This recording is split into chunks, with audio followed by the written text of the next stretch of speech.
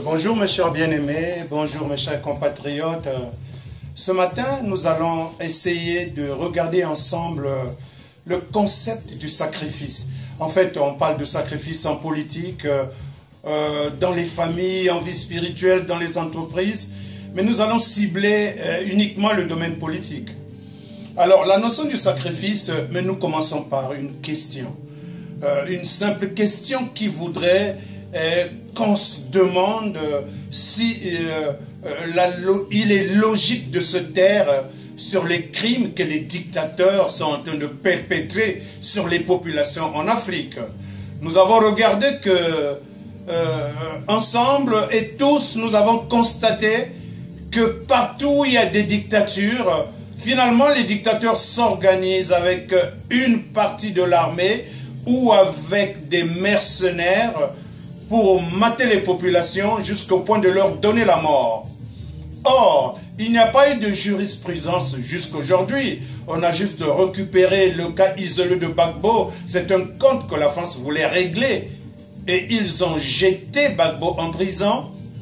Cependant, aujourd'hui, les choses ont tendance à se répéter dans plusieurs pays d'Afrique. C'est devenu un mode opératoire où les dictateurs se complaisent ou se délectent à donner la mort, mais à tuer les populations qui, eux, ne viennent que pour revendiquer leur vote. Alors, en ce qui me concerne, chers compatriotes africains et ceux du Congo-Brazzaville en particulier, je plaide pour l'obligation de l'autodéfense des populations en danger. Puisque le concept d'ingérence humanitaire ou de la responsabilité de protéger ne fonctionne plus au niveau des relations internationales, il y a donc lieu que les populations regardent par un mode opératoire qui le serait personnel selon les lieux lesquels sont en train de se perpétuer ces crimes et ces calculs politiques qui consistent à préparer des dictatures, vilipender le corps électoral et enfin imposer des dictatures pour bloquer l'alternance politique. Et l'on nous parle de démocratie, mais la démocratie n'est-elle pas universelle? Alors je persiste et signe que je plaide pour l'obligation de l'autodéfense des populations en danger. Pourquoi donc, une question qui me vient avec beaucoup de peine, pourquoi donc les Africains refusent-ils de saisir cette dimension sacrificielle des leaders charismatiques du passé en Afrique, toujours assassinés, pour favoriser la banalité du crime ou les calculs politiques, géopolitiques, disons la réelle politique, donc ce qui consiste à appliquer pour les raisons d'intérêt bassement matériel, les intérêts d'occupation stratégique ou géostratégique et de la banalité du mal et du crime, de vouloir tout le temps maintenir une hégémonie sur les autres. Mais je vais vous retracer quelques sacrifices exponentiels dans l'histoire de l'humanité. Je vais commencer par Martin Luther King Jr. Il a été assassiné pour la défense de la liberté des Noirs, de l'égalité entre les humains. Il est allé jusqu'au bout de sa mission. Thomas Sankara a été assassiné pour sa volonté de déconstruction du mal. Cette fraude néocoloniale qui s'est perpétuée jusqu'à ce qu'on lui donne la mort, mais par la complicité des Africains. Au Congo-Brazzaville, il y a un homme qui s'appelle André Guenard Matsua, que les gens connaissent très peu. Mais celui-là, il a été emprisonné et assassiné pour son libre esprit nationaliste. Il y a eu également Simon Kimbangu, un homme de Dieu, spirituel, assermenté, qui lui a été assassiné parce qu'il agissait pour l'éveil mental de l'Afrique. Nous allons parler de Kimpa Vita, cette femme qui a été brûlée vive comme Jeanne d'Arc un jour en France. Justement, cette culture de barbarie qu'on nous a transférée en Afrique, mais Kimpa Vita a été brûlée vive juste parce qu'elle défendait les principes de liberté des peuples d'Afrique, donc d'Afrique, qu'on a attribué la couleur noire.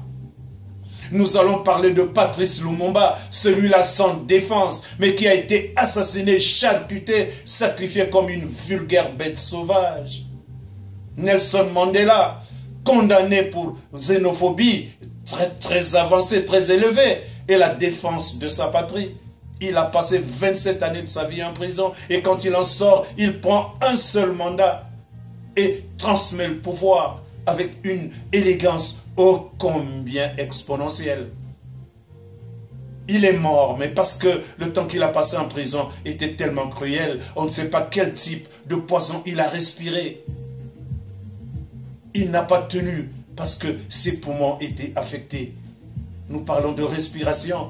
Il y a les stratégies de peinture pour tuer les prisonniers politiques. Il y a les empoisonnements que nous connaissons tous. Mais quand je pense à tous ces sacrifices, vous ne pouvez pas m'empêcher de penser à notre Seigneur Jésus-Christ. Celui-là, il a été crucifié pour l'affranchissement du peuple de Dieu. Mais quel est le peuple de Dieu? Mais c'est celui qui est persécuté. Est-ce que ce n'est pas ce peuple noir? Ce peuple noir qui, à mon avis, doit repartir vers la quête de la connaissance de ses ancêtres, de ses anciens. Quelles étaient leurs traçabilités? Quelles attitudes les anciens ont eues pour adorer Dieu? Quelles étaient leurs approches? Moi, je pense que nous devrons repartir à cette identité culturelle.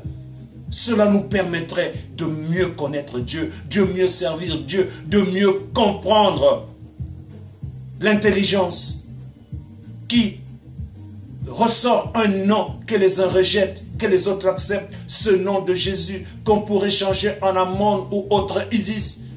Mais ce nom ne reflète que la pureté du sacrifice. Celui-là qui arrive en holocauste pour sauver les autres. Et il est sacrifié. Mais il ne recule pas devant le sacrifice. Il s'en va au devant du sacrifice. J'aurais pu parler de Marien Ngouabi, mais la manière dont il a été assassiné était faite d'un calcul que je n'aurai pas le temps de commenter ici. Mon Dieu. En conclusion, mais il n'y a pas possibilité de paix si seulement nous ne sommes pas capables de s'aimer l'amour et la justice.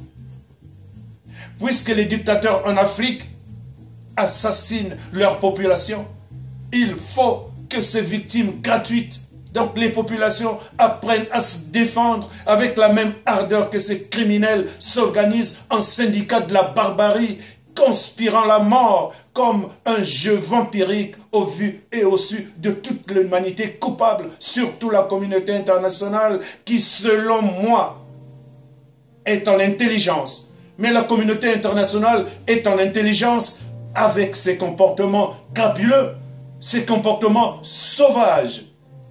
Mais on ne peut pas comprendre qu'on vienne timidement demander aux fameuses deux parties habituelles de mettre de l'eau dans leur vin, puisque leur politique, ils le font dans le vin, donc dans les intérêts.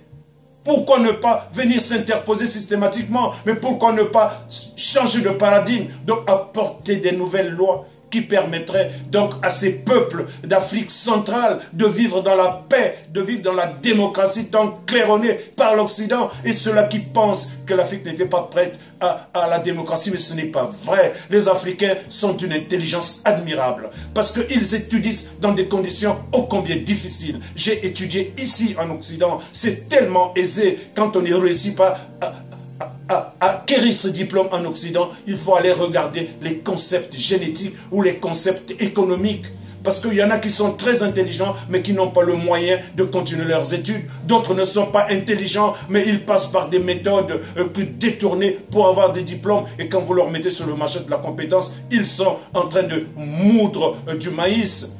On voit un certain nombre de prétendues personnes sans intelligence, en tout cas inintelligibles, des ignares qui, eux, se précipitent à créer des associations ou des partis politiques pour faire le matu vu, alors qu'en réalité, dans les coulisses, ce sont des chevaux de Troie qui ne passent leur temps qu'à usiter des mécanismes de crapulité, de méchanceté, des mécanismes assassins, surtout ceux-là qui ont déjà versé le sang humain. Mais ils n'ont pas tué une seule personne, plusieurs. Comment voulez-vous que leur esprit soit en paix? Comment voulez-vous que leur esprit soit en intelligence avec la réalité? Mais lorsqu'on a versé du sang humain, il y a un phénomène psychotique qui vient se greffer en soi. Et on perd la paix et puis on perd le sens des repères. Chers bien-aimés, ceux-là, ces fameuses élites, lesquelles certains se sont accoquinés. Mais pensez-vous que lorsqu'ils bâtissent des infrastructures qui ne profitent pas à la population, des infrastructures juste pour montrer aux yeux des populations, ben, mon Dieu, qui ne demandent qu'à évacuer leurs marchandises, mais lorsque vous construisez des stades de football ou je ne sais pas trop quoi, des hôtels pour les présidents de la République, qu'est-ce que les populations ont en profité? Vont en profiter. Dites-moi, qu'est-ce que les populations vont gagner à aller à un terrain de football? Et ma grand-mère, mon grand-père et mes oncles vont-ils aller à ce terrain de football pour foutre quoi? Eux qui sont dans les coins éloignés, ils ne demandent qu'une seule chose. Puisqu'ils continuent à travailler à la houe et à la machette, mais ils arrivent à produire les produits de la terre. Permettez la tautologie, mais donnons donc l'occasion d'évacuer leurs marchandises. Mais pour cela, il faut construire des routes dans les villages pour qu'ils viennent dans les grands artères et qu'ils puissent évacuer leurs marchandises. Vous qui ne vivez que de la politique, vous qui ne vivez que du mensonge, de la concussion, de la corruption et de la conspiration du mal, mais alors continuez à voler de l'argent du contribuable, mais apprenez également à voler. Mais voler avec élégance. Vous n'êtes pas capable de faire des bilans. Sassou Nguesso, tu n'as jamais fait le bilan de tout ce que tu es en train de détourner. Et tout le monde est au courant que tu détournes. On continue à recevoir les kikis aux États-Unis, à Paris et autres. Mais également, on nous dira que c'est le business. Business is business. Mais définitivement, dans un système où il n'y a plus de loyauté, dans un système où il n'y a plus d'éthique, dans un système où il n'y a plus d'exemplarité, alors l'animalité s'installe. C'est pour cela, les peuples d'Afrique, je reviens à vous pour vous dire, pour conclure, que je plaide pour que vous adoptiez l'obligation de l'autodéfense. Vous devrez vous défendre en face du danger. Et ce qui vous porte le danger, ce sont les fameuses personnes qui gèrent les États. Ces personnes-là, il faut trouver des moyens, mais des moyens durs, des moyens efficaces, les mêmes qu'ils utilisent pour s'opposer à eux. Ça peut encore prendre du temps, mais prenez-vous également le temps de la bonne réflexion. De la réflexion qui va créer des forces et réellement opposées à leur méchanceté, à leur assassinat permanent. Vous avez remarqué, Sassou Nguesso, Ali Bongo, Joseph Kabila, Paul Biya, de l'autre côté du Cameroun, avec l'avènement des Boko Haram et autres, son armée est concentrée plutôt à combattre cette nébuleuse. Mais lorsque les élections arriveront, je ne serai pas surpris de voir Paul Biya utiliser le même modus operandi parce que c'est le même syndicat. Non, peuple d'Afrique centrale, il est temps que vous puissiez vous organiser. Les militaires utilisent les armes. Ils n'ont pas passé des diplômes extraordinaires pour utiliser ces armes. Une arme, il suffit d'apprendre à le manipuler. Parlez un peu des États-Unis qui, eux, ont donné l'autorisation de se défendre à leur population. Donc les armes sont vendues à tout bout de champ. Même les kiosques vendent les armes. Mais alors, il est autorisé donc à chacun d'avoir une arme parce que selon leur convention républicaine, un homme doit se défendre. Alors nous les Africains, puisqu'il n'y a personne pour nous défendre, vous qui êtes en Afrique, vous qui êtes exposés, qui êtes devenus des chairs à canon, des dictateurs, alors apprenez à vous défendre. Apprenez à opposer une force proportionnelle ou disproportionnelle à celle qu'on vous impose. Vous ne pouvez pas continuer à enterrer des cadavres pendant que ce sont les mêmes personnes qui restent des années entières dans le but de bâtir des dynasties. Non, ça, il faut que ça s'arrête. Et si la communauté internationale, je m'adresse là à la communauté blanche, celle-là qui s'est réclamée de la race pure, comment peut-elle, cette race pure, permettre qu'on puisse continuer à écraser les Noirs? Est-ce que vous pensez que si vous adoptiez une posture un peu plus humaine, un peu plus intelligente, je désigne par intelligence les concepts que vous créez vous-même, démocratie, alternance et autres, que vous appliquez chez vous. Mais alors, apprenez à ces sauvages, puisque pour eux, pour vous, ils sont des sauvages. Mais apprenez-leur à vivre selon les règles démocratiques. Ne pensez-vous pas que les économies, alors les économies qui sont le but de vos intérêts, peuvent être gérées sans assassiner les Noirs? Est-ce que vous ne pouvez pas permettre l'alternance avec des personnes qui ont étudié dans vos pays et trouver des clauses de commerce ou d'échange un peu plus élégant, c'est pénible. Très pénible de vivre dans un monde aussi crapuleux.